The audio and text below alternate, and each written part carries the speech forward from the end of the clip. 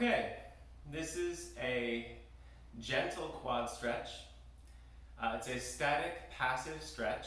Static meaning that the joint or the limb that's being stretched is not moving, and passive meaning that the muscle is relaxed. You're not contracting the quad while you're stretching the quad.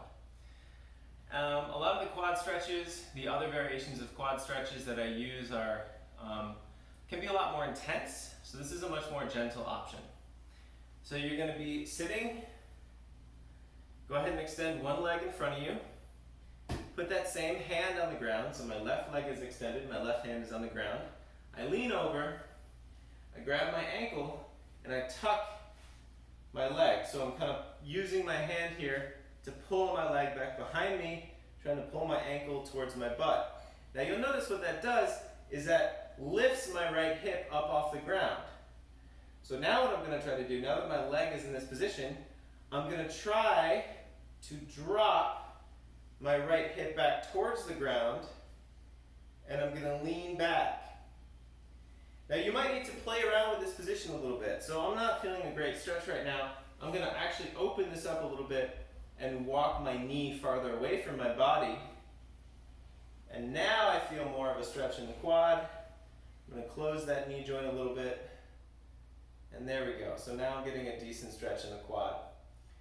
So the exact angle of your hip joint, how closed or open your knee joint is, how much you're able to drop this hip towards the ground. All of these things are going to be very dependent on your body, not only in general, but also from day to day, because your body is going to change from day to day. I'll show this on the other side. So you come out of the stretch. So now I'm going to stretch my left leg. So I put my weight on my right hand, roll over, open up that left leg. Now I can already feel my left quad is pretty tight. I went for a long bike ride yesterday, and my left quad is a lot tighter than my right. So I'm going to scoot over a little bit so my left ankle is more comfortably on the yoga mat. And there we go. That's a pretty good stretch. So I'm thinking about dropping my left hip to the ground and trying to get a nice stretch in that quad.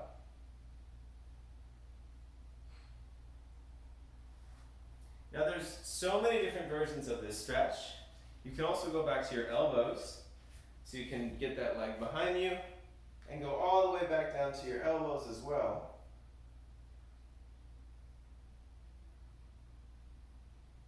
Personally, I prefer this variation.